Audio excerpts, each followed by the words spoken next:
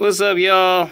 Here's another little first impressions video. Last time I did the War for Cybertron Siege Transformers, the first three that I gotten, and this time I'm going with the first three Hiya Toys 4-inch figures that I've gotten, and at this point these are still the only three that I have.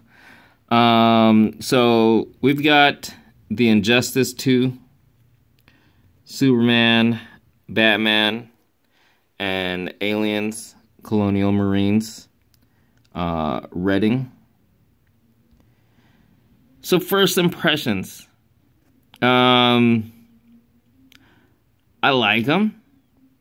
They're not perfect. You know, these are kinda, I want to say, I don't know if 100% technically these are like the first kind of like newer or modern. No, modern is not the word, but like new 4-inch action figures that I've gotten in a while. I mean, when I say new, I mean like, you know, something other than Star Wars or G.I. Joe, which are, you know, long lines, or lines that have been, you know, around for a long time. You know, what I mean by that is like really something new and different for the scale. Like I said, they're not perfect, but they are still really good. You know, at $20 a pop, there are some things I would have liked better for these guys, but I will say in advance that I do plan to get more.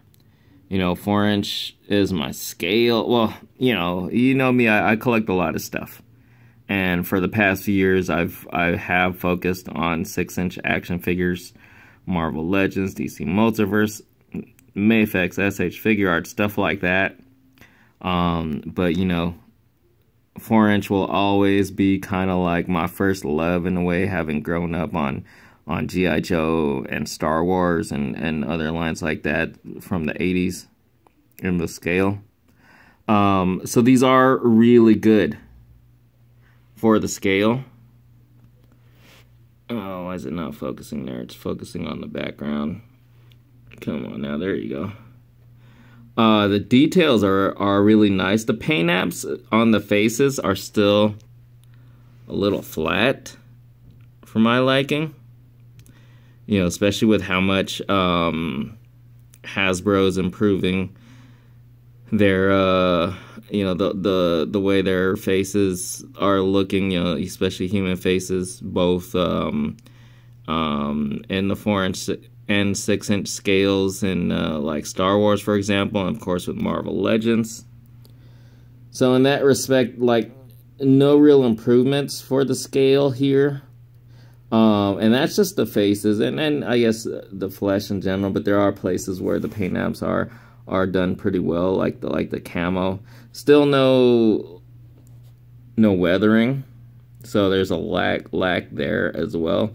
Actually, although on the pulse rifle there's a bit of weathering, but as far as I can tell, kind of like on the camo and then on like the body armor right there, the camo is done nice, but doesn't look like there's weathering or maybe a little there on the armor parts. Batman as well. I'm not sure if those silver highlights are meant to be weathering on the armor, or if they're supposed to just be highlights. I almost want to think that they're supposed to be weathering, so it's like kind of like A for effort. It's not great.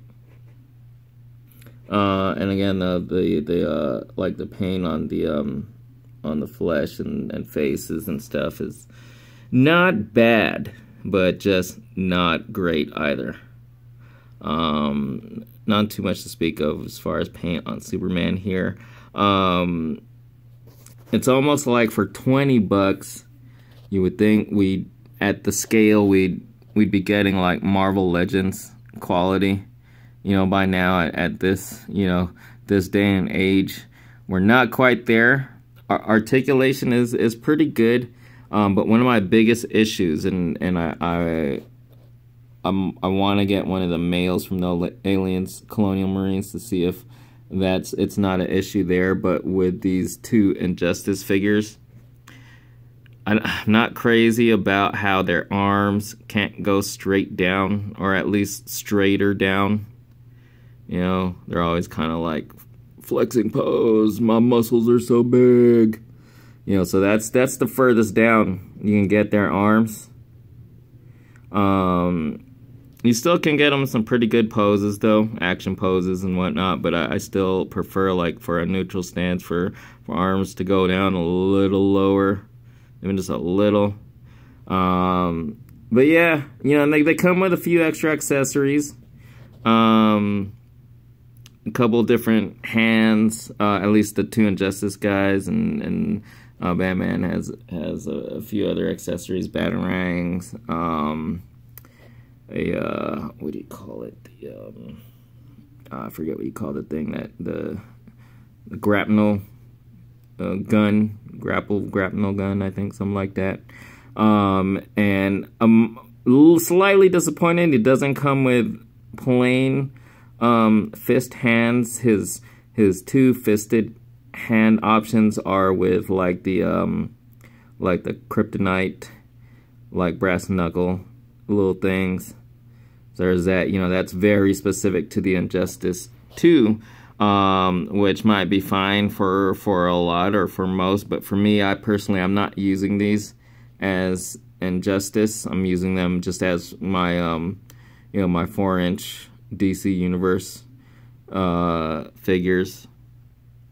Redding, pretty cool. The pulse rifle. She also comes with like a flamethrower gun, so not bad there. So there you have it. This might have been a little long-winded, but still hope you guys enjoyed. These little thoughts and opinions, first impressions on these guys. Like I said, I definitely will be getting more of these still. I'm pretty much probably going to collect most, if not all, of the Injustice, just because it's great. Kind of, again, for me, since I'm not using them as Injustice, updated or modern, you know, 4-inch versions of these awesome characters. You know, the DC Multiverse line was okay. I mean the 4-inch one. And the what was it? There was also the 4-inch DC I think Infinite Heroes, which I still have several of those. Those were